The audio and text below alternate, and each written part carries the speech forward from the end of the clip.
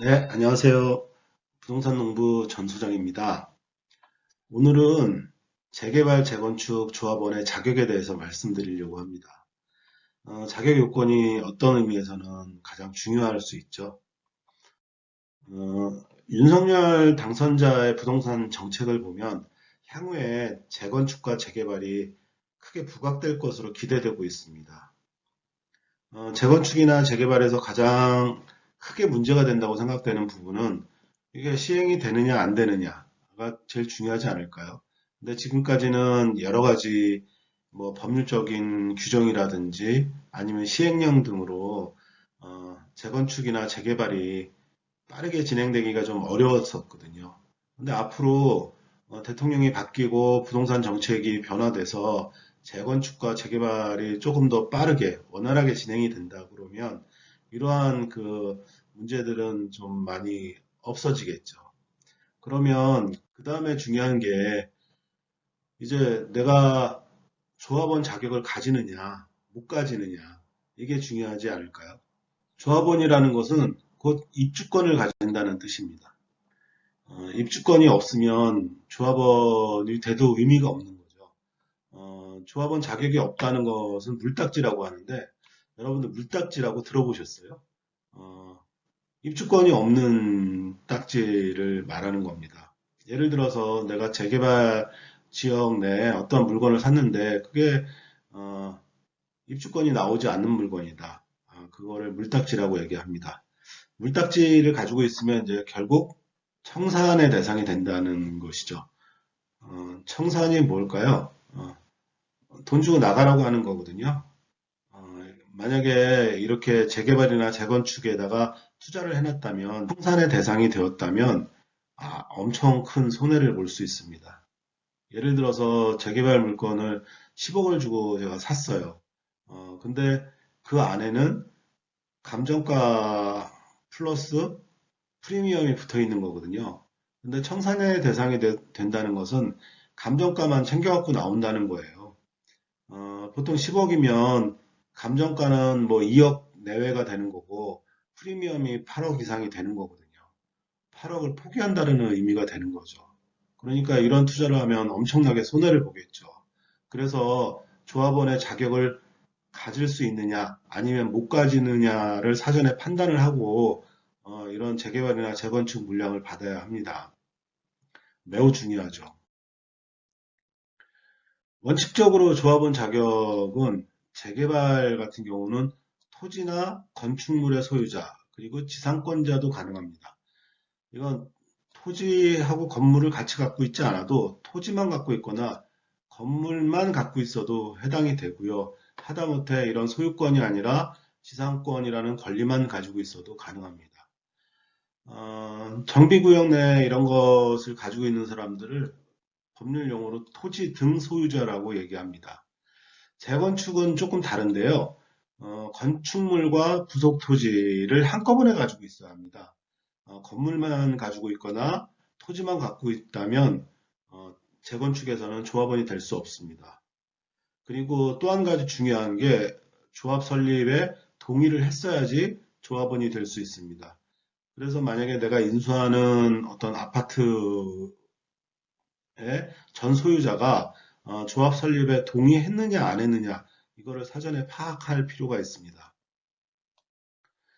그리고 부동산이 원칙적으로는 이제 부동산이 한 개면 입주권도 한 개 나온다고 생각을 하셔야 합니다. 예를 들어서 공유의 형태로 이제 부동산이 있고 그 공유의 지분을 갖는다면 대표자 대표 소유자 한 분을 이제 선정을 해서 그분의 입주권을 갖는 거고 그 입주권으로 뭐 아파트를 받게 되면 그 아파트에 대한 공유 지분만을 갖게 되는 겁니다. 이럴 경우 상당히 머리가 아프겠죠. 좀 더 자세하게 설명드리면 하나의 이런 아파트가 있다고 생각하면 여기에 아버지하고 엄마, 아들 이렇게 세 명이 3분의 1씩 지분을 갖고 있고 공유의 형태로 소유하고 있다면 여기에는 입주권이 한 개가 나온다는 의미입니다. 그래서 대표 소유자를 선정을 해서 분양을 받는 방식으로 진행이 되는데 만약에 내가 아들의 지분을 인수를 했다. 그럴 경우에는 여러 가지 복잡한 문제들이 생기겠죠.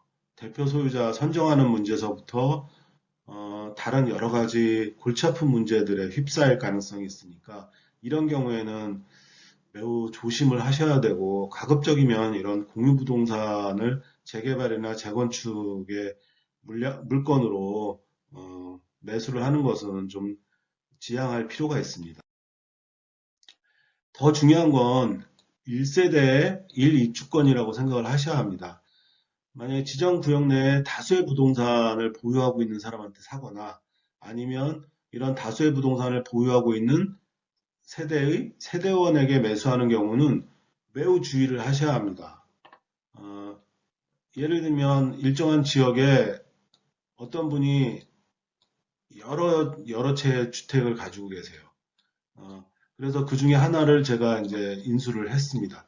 이럴 경우에는 1세대에 입주권이 하나만 나오기 때문에 이 사람이 여러 개를 가지고 있어도 결과적으로 입주권 하나를 갖고 있고 아까 말씀드린 공유지분과 같은 개념으로 이게 진행될 수 있으니까 매우 주의를 하셔야 돼요.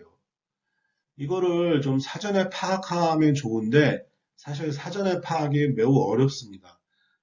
예를 들어서 뭐 조합이라든지 조합추진위원회 같은 데 가서 문의를 드려도 이게 개인정보법 때문에 잘 알려주지는 않습니다. 하지만 어떤 방식이든 반드시 사전에 파악이 되어야 됩니다. 그리고 만약에 이거를 매수를 하는 경우에는 뭐 특약이라든지 이런 거에 어, 입주권을 확보하지 못하면 뭐 본 계약은 무효가 될 수 있다. 뭐 이런 조항이라도 어, 넣는 게 좋고요. 그런 게 없는 경우에는 정말로 매우 위험할 수 있습니다. 이 부동산 한 개면 입주권 한 개라고 말씀드렸는데 여기에도 이제 예외 사항이 있습니다. 공유 소유자에게 독자적인 입주권이 부여되는 경우인데 토지 면적이 그 공유 지분으로서 서울은 90제곱미터, 지방은 60제곱미터를 초과하는 경우에는 독자적인 입주권이 부여될 수도 있습니다. 반드시 된다는 건 아니고 될 수도 있다는 거고요. 이거는 이제 지분 면적이 단독 필지도 가능하기 때문에 큰 필지의 경우에는 뭐 입주권이 여러 개 나오는 경우도 있는데 이게 조합의 규정도 되어 있고 지역별로 굉장히 다르니까 확인해 볼 필요는 있습니다.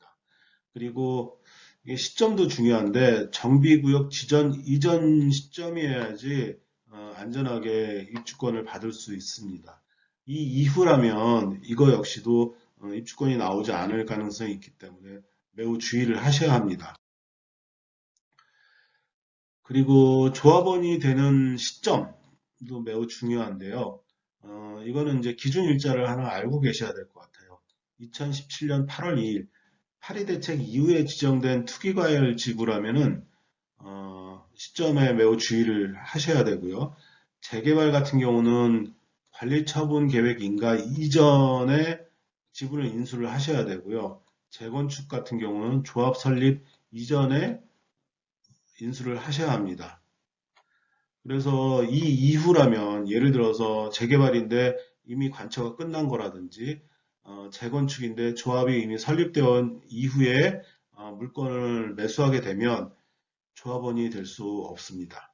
그래서 이 점도 매우 중요하게 생각을 하셔야 합니다. 그 예외적으로 조합원 승계가 가능한 사유가 있는데요. 5가지입니다. 첫 번째는 상속이나 이혼으로 양도 양수하는 경우, 두 번째는 세대원 전원이 뭐 근무상, 생업상 사정이나 질병, 취약, 결혼 등으로 타 도시로 이사를 하는 경우입니다.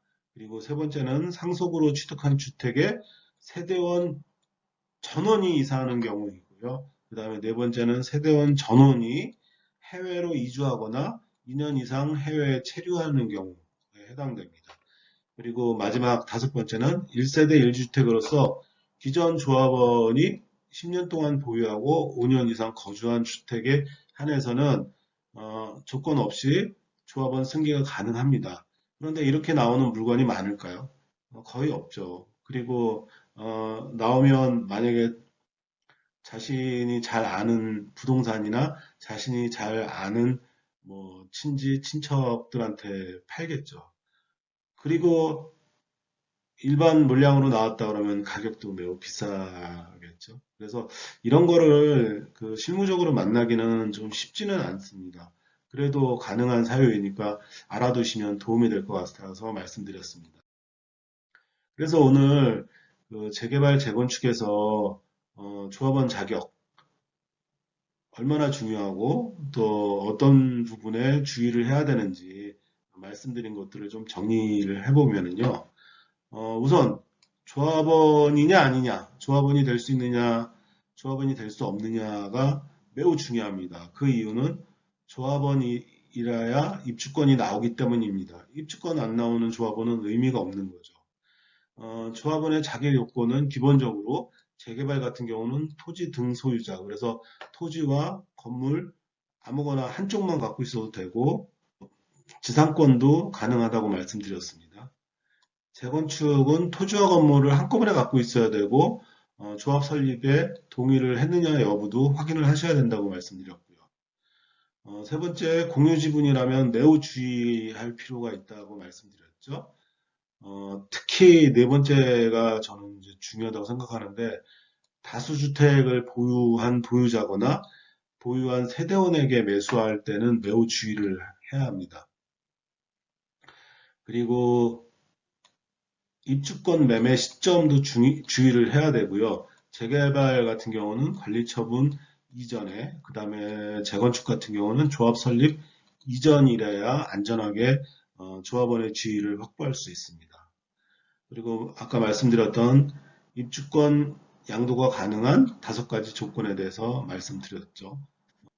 이렇게 그 재개발 재건축에서는 조합원이냐 아니냐가 매우 중요하고요. 조합원이 될 수 있느냐, 되지 못하느냐에 대한 어떤 기준들에 대해서 말씀드렸으니까 이 사항들을 좀 유념하셔서 재개발 재건축에 들어가실 때는 좀 주의할 부분은 좀 주의를 하시기 바랍니다.